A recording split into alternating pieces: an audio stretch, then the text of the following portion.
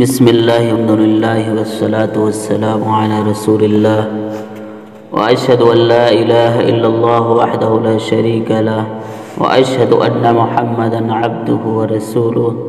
اما بعد فعن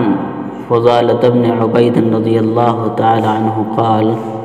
قال رسول اللہ صلی اللہ علیہ وسلم کل میت یختم على عمله إلا الذي مات مرابطا في سبيل الله فإنه ينمى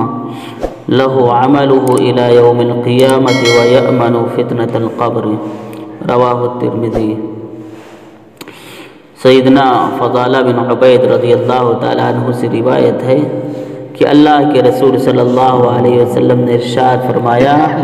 کہ ہر فوت ہونے والے کے عمل کا ثواب ختم کر دیا جاتا ہے سوائے اس کے جو اللہ کے راستے میں پہرا دیتے ہوئے فوت ہو، اس کے عمل کا اجر اسے قیامت تک ملتا رہتا ہے اور وہ قبر کے فتنے سے بھی محفوظ رہتا ہے۔ اس حدیث کے اندر قبر کے فتنے سے محفوظ رہنے کا ایک عمل یہ بتلایا گیا ہے کہ وہ شخص جو اللہ رب العالمین کے راستے میں پہرا دیتے ہوئے مر جائے تو وہ قبر کے فتنے سے محفوظ رہے گا اور قیامت کے دن قیامت تک اس کے عمل کو لکھا جائے گا، اس کو اجر اور ثواب ملتا رہے گا۔ قبر ایک اندھیری کوٹھری ہے جس میں روشنی صرف انسان کے اعمال صالحہ سے ہی ہوتی ہے۔ گویا فتنہ عذاب قبر سے محفوظ مومن ہی رہ سکتا ہے، وہ شخص ہی رہ سکتا ہے جو نیک اعمال کرتا ہو، مثلا نماز وغیرہ پڑھتا ہو، جیسا کہ نبی کریم صلی اللہ علیہ وسلم نے ارشاد فرمایا اذا ادخل المیت القبر مثلت له الشمس عند غروبها فیجلس یمسح عینیہ ویقول دعونی اصلی، کہ جب نیک آدمی کی میت کو قبر میں اتارا جاتا ہے تو اسے سورج اس طرح دکھایا جاتا ہے، سورج اس طرح دکھایا جاتا ہے جیسے غروب ہونے والا ہو، جیسے ڈوبنے والا ہو۔ وہ اپنی آنکھوں کو ملتا ہوا اٹھتا بیٹھ جاتا ہے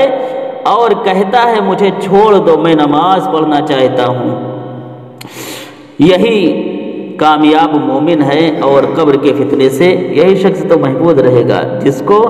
اپنے نیک اعمال کی فکر ہوگی قبر کے اندر بھی، وہی شخص تو قبر کے فتنے سے محفوظ رہے گا۔ قبر میں جنتی بندے کو اس کی جنت روزانہ دکھائی جاتی ہے، اور اسی طرح اگر بندہ جہنمی ہے تو اس کو بھی روزانہ اس کا ٹھکانہ دکھایا جاتا ہے اور کہا جاتا ہے یہ تیرا ٹھکانہ ہے، حتیٰ کہ اللہ تعالیٰ اسے قیامت کے روز اٹھائیں گے۔ قبر کے عذاب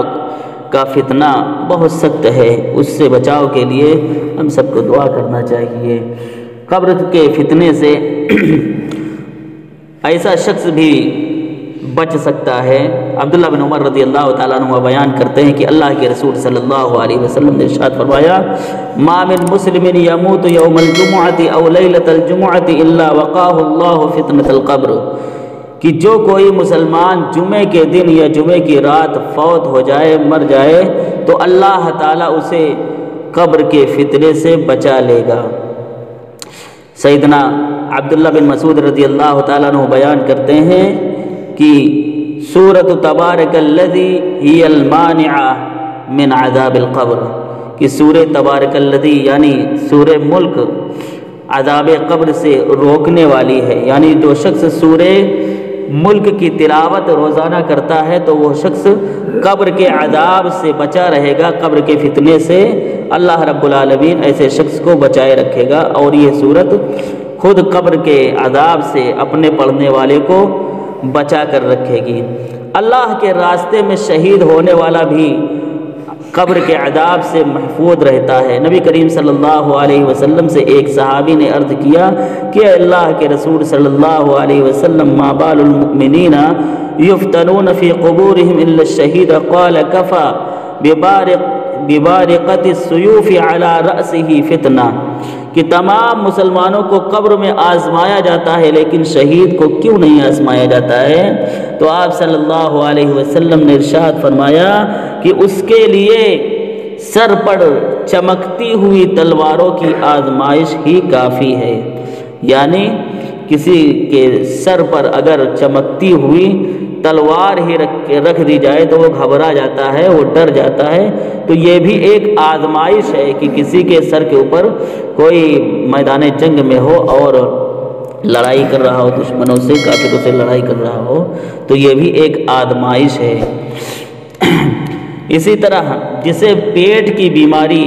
قتل کر دے اسے بھی قبر کے عذاب سے حفاظت ملے گی۔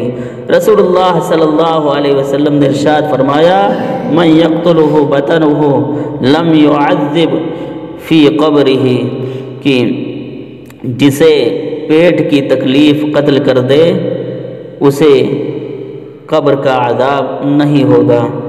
تو یہ وہ اعمال ہیں، یہ ایسا شخص جس کو جو ان حالتوں میں مر جاتا ہو تو ایسا شخص قبر کے عذاب سے محفوظ رہے گا۔ اللہ رب العالمین سے میری دعا ہے کہ العالمین ہم تمام لوگوں کو نیک اعمال کرنے کی توفیق عطا فرما۔ اے اللہ ایسے اعمال کرنے کی توفیق دے جو قبر کے فتنے سے بچاؤ کا ذریعہ بنے۔ اے اللہ ایسی حالت میں اس دنیا سے رخصت فرما کہ ہم قبر کے عذاب سے محفوظ رہ سکے۔ اے اللہ جب تک اس دنیا میں جئیں اسلام پر ایمان پر جئیں، اور جب ہمارا خاتمہ ہو تو اسلام ایمان پر خاتمہ ہو۔ اے اللہ ہم پر رحم فرما، ہمارے گناہوں کو معاف فرما دے، ہماری خطاؤں کو درگزر فرما دے، اور ہمیں نیک صالح اور اچھے درست اعمال کرنے کی توفیق عطا فرما۔ آمین تقبل یا رب العالمین۔